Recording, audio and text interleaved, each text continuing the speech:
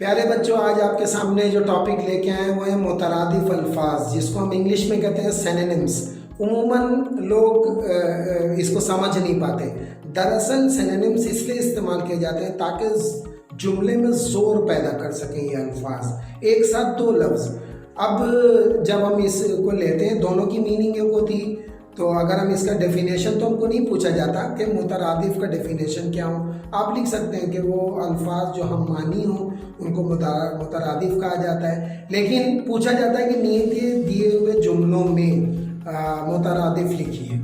तो जैसे गौर व फिक्र, ख्वाब व ख्याल, ऐश व आराम, आब व ताब, इन सब की मीनिंग एक है।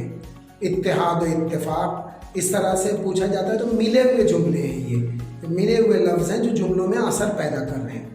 तो आप इनको गौर से देखिए। कभी कभी आपकी ये टेक्स्ट बुक जो ग्रीन कलर की बुक है, जिसको हम उर्दू कवायद या ग्रामर की हैसियत से और नाम से जानते हैं, इन्हीं के जो कुछ एग्जाम्पल्स हैं वो आ जाते हैं। अब इसमें एक एग्जाम्पल है मेल मिलाप। आप मेल जोल भी लिख सकते हैं, लेकिन पब्लिक ना इसको सही तौर पर पढ़ नहीं पाती।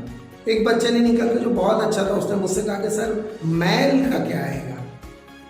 तो मैंने उनको बताया कि नहीं बेटा, ये मैल नहीं है, गलाजत वाला नहीं है ये कोई, ये है मेल मिलाप। तो ये लफ्ज़ इसके अंदर दिया हुआ है। तो मैं आपसे इल्तिजा करूँगा कि आप इस टॉपिक्स को भी दीजिएगा, बहुत सारे अल्फाज को। ज़रूरी नहीं है कि सबके सिनोनिम्स एक जैसे हों। कभी वाव लगा के भी हम लिख सकते हैं, ख्वाब व ख्याल, ऐशो आराम, इस तरह से भी हो सकते हैं। और कभी इस तरह भी दिया जाता है, सूरज का मुतरादिफ हम लिख सकते हैं, शम्स भी हो सकता है, आफताब भी हो सकता है, मेहर भी हो सकता है। जैसे चांद है तो हम उसको कमर भी लिख सकते हैं, महताब भी लिख सकते हैं। उम्मीद करते हैं कि आपको मुतरादिफ अल्फाज पसंद आए होंगे और इनका इस्तेमाल आप अपने आर्टिकल्स में भी कर सकते हैं। बड़ी ताकत देते हैं जुमले को और बहुत ज़्यादा इबारत को बेहतरीन बनाते हैं। उम्मीद है कि मुतरादिफ का ये छोटा सा लेसन आपको समझ में आ गया होगा और आप इनका इस्तेमाल अच्छी तरह से करेंगे।